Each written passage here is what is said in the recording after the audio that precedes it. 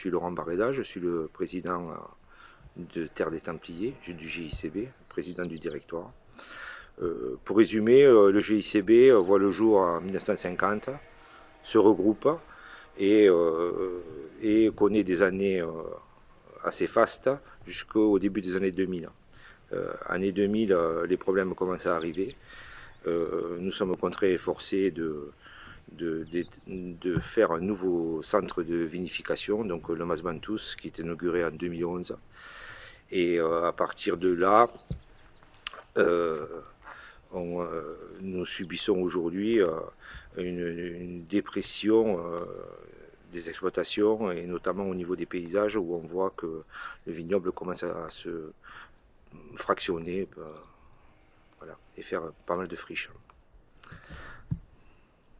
Alors la situation aujourd'hui, elle est complexe. Nous avons une équation avec plusieurs inconnus et plusieurs variables. Et donc pour avoir une vision claire de la problématique de la viticulture finalement sur le canton et aussi sur les Pyrénées-Orientales et par là même tout autour du golfe du Lion, c'est d'élargir le focus. Donc le focus sur le canton, hein, que ce soit de Cerbère, Banyuls, Port-Vendre et Collioure, il faut voir au niveau sociétal. Le premier point, c'est qui c'est qui arrive. Aujourd'hui, nous avons des nouveaux arrivants qui sont pré-retraités ou retraités, qui achètent au prix fort toutes les maisons sur le canton, et donc par la force des choses, les mains qui seraient susceptibles de travailler la vigne s'en vont, soit sur la plaine ou font un autre métier. Aujourd'hui, on a aussi, par rapport au dérèglement climatique, une problématique d'interaction entre finalement la période des vendanges, qui est cruciale pour nous, et le côté touristique. Et donc les deux périodes qui étaient claires et distinctes autrefois, aujourd'hui, elles se chevauchent. On a des difficultés évidemment pour trouver de la main-d'œuvre, et c'est un gros souci. Voilà. Parallèlement à ça, il y a un problème climatique. Finalement, sans trop m'avancer, je pourrais dire à petite voix que la problématique de la sécheresse nous touche certes, puisque finalement on subit quand même de la mortalité dans les parcelles, mais clairement beaucoup moins que sur la plaine du Roussillon, qui s'est retrouvé du jour au lendemain sans eau. Alors que nous, on a toujours eu un déficit hydrique, mais bon an, mal an, entre les 4 pluies du mois de juin et puis un petit orage au mois d'août, finalement, nous avons réussi à maintenir une récolte, certes, en constante baisse, mais en tous les cas, pas de step, enfin, pas de palier majeur quoi, dans la production. Aujourd'hui, le GICB fait entre 10 et 12 000 hectos. Cette année, nous sommes à 10 000 hectos. Hier, c'est-à-dire en 2011, on en faisait 30 000.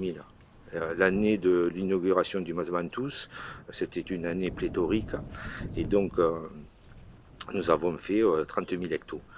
Nous avons complètement rempli le Mas-Bantous et complètement rempli Bartisol, qui aujourd'hui n'est plus une cave coopérative, enfin n'appartient plus à la cave coopérative. Donc cette baisse des récoltes entraîne, ou induit plutôt, une problématique de sous-activité par rapport au Mas-Bantous, qui lui est prévu pour 18 000 hectos. Forcément, lorsque vous n'en rentrez que 10 000, vous avez un gros souci économique là-dessus. Voilà. Et donc, en fait, vous voulez que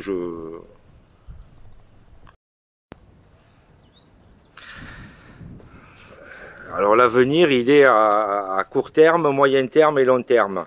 À court terme, je suis quand même un peu perplexe et assez pessimiste parce que justement ces équations font que nous avons un vieillissement de la population, de moins en moins de viticulteurs, un désattrait de la profession parce que les caves coopératives n'arrivent pas à payer davantage le prix du kilo, et donc voilà, les gens s'écartent forcément. Si c'est pas rentable, si c'est dur et si c'est complexe, on va pas y aller. Donc ça, c'est un souci. Ça entraînera par la force des choses une sous-activité qui va être de plus en plus difficile à décaisser. Pas encaisser, mais à décaisser. Voilà. Ça influe sur la trésorerie, et donc là, le GICB est face à une problématique que nous connaissons. Hein. Donc nous avons pris le taureau par les cornes depuis un bon moment déjà, et essayé de moderniser cette entreprise, de valoriser évidemment le commerce pour vendre plus, vendre mieux, et avoir un peu plus de marge, et compenser forcément cette sous-activité. Voilà. Parallèlement à ça, le GICB a rénové toutes ses boutiques, le GICB et Terre des Templiers a monté un site internet où on peut soit solliciter nos représentants, vendre du vin, ou alors carrément postuler pour prendre en charge, pour être un des ambassadeurs du GICB. Et aussi un outil informatique performant en parallèle du site internet. Donc voilà, tout est fait. Cette année, nous lançons une gamme.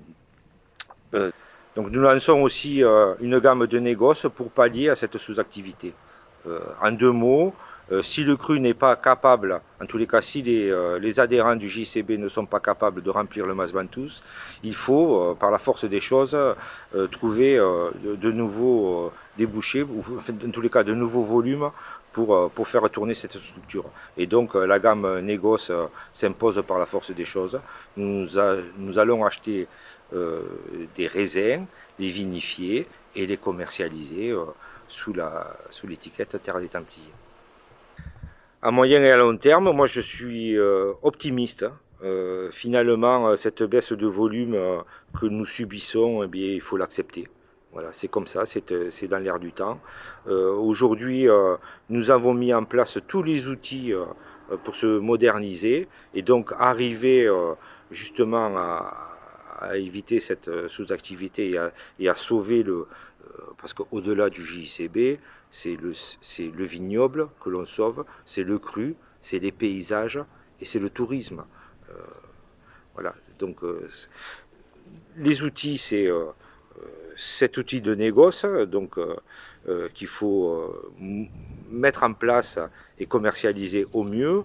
C'est le site internet qu'il faut aussi s'occuper, et donc il faut de l'énergie, du travail là-dessus, il faut s'en occuper quotidiennement, mais bon, pour l'instant, écoutez, on a des bons résultats là-dessus, donc pas serein parce que c'est compliqué, c'est très compliqué, mais en tous les cas optimiste. Moi je garde espoir, je pense qu'un jour on arrivera à avoir quelque chose d'homogène sur le cru, et puis une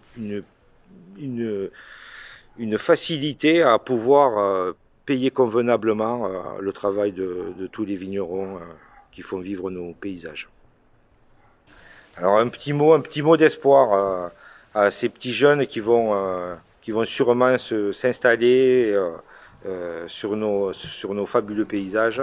Moi je vous dirais, gardez espoir, ayez confiance dans ce métier qui est un métier noble, où on a un rapport avec la terre. Aujourd'hui, c'est des fondamentaux, les gens se cherchent, et donc c'est un métier où on trouve ses racines, finalement. Aujourd'hui, nous faisons tout pour que cette activité redevienne rentable, lucrative, et en tous les cas, je sais que la plupart des secteurs subissent des aléas, soit en haut, soit en bas. Aujourd'hui, la viticulture baisse un peu la tête, courbe les chines, comme on dit. Et demain, peut-être qu'elle se relèvera et aura la tête haute, parce qu'on a un terroir fabuleux, des paysages fantastiques. En tous les cas, tous les ingrédients pour avoir une notoriété nationale et internationale. Et il ne manque plus que la petite étincelle. C'est peut-être vous qui serez cette petite étincelle. Merci.